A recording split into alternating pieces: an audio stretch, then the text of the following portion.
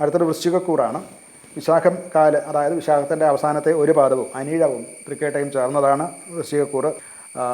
9-ാം ഭാവത്തിലെ വ്യാഴം പല നല്ല അവസരങ്ങളും നിങ്ങൾക്ക് ഉണ്ടാക്കും. വിദേശ സംബന്ധമായിട്ടുള്ള ജോലികൾ ചെയ്യുന്നവർ, അതുപോലെ തന്നെ പഠനം, ഉയർന്ന പഠനത്തിന് വേണ്ടി വിദേശത്ത് പോകാൻ ആഗ്രഹിക്കുന്നവർ, പരിശീലനത്തിനും നിങ്ങൾക്കും ഗവേഷണത്തിനും ഒക്കെ വേണ്ടി പോകാൻ ഉദ്ദേശിക്കുന്നവർക്ക് അവർക്കൊക്കെ വലിയ നേട്ടം ആണ് ഉണ്ടാകുന്നത്. യാത്രകളുമായി ബന്ധപ്പെട്ട അഥവാ ഗവേഷണവുമായിട്ട് ബന്ധപ്പെട്ടും ഒക്കെ ഉള്ള ചില ചിലവുകൾ ഉണ്ടാകും. ആ ധനം, അങ്ങനെയുള്ള ധനം വിനിയോഗം ചെയ്യുന്നത് താൽക്കാലികമായിട്ട് നഷ്ടമെന്ന് തോന്നിയാൽ പോലും അത് ഭാവിയിലേക്ക് ഒരുപാട് നേട്ടം ഉണ്ടാക്കുന്നതാണ് അങ്ങനെയുള്ള ചിലവുകളൊക്കെ. ആരോഗ്യം സംബന്ധമായിട്ട്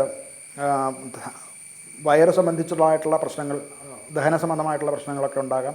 ഭക്ഷണ കാര്യങ്ങളിൽ ശ്രദ്ധ ചെലുത്തേണ്ടതാണ്. പ്രത്യേകിച്ച് യാത്രാ സമയത്തും മറ്റുമൊക്കെ ഭക്ഷണം, ശരിയല്ലാത്ത ഭക്ഷണം കഴിക്കുന്നത് കൊണ്ട് ഉണ്ടാകാവുന്ന ചില രോഗങ്ങളൊക്കെ ഉണ്ടാകാൻ സാധ്യതയുണ്ട്.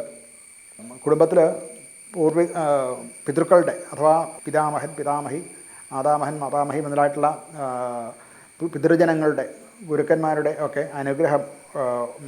അനുഗ്രഹവും പിന്തുണയും, പ്രത്യേകിച്ച് നൂതന സംരംഭങ്ങൾക്കൊക്കെ അവരുടെ അനുഗ്രഹവും ഒക്കെ വേണ്ടവർക്ക് അത് ലഭിക്കാൻ സാധ്യതയുള്ള സമയമാണ്.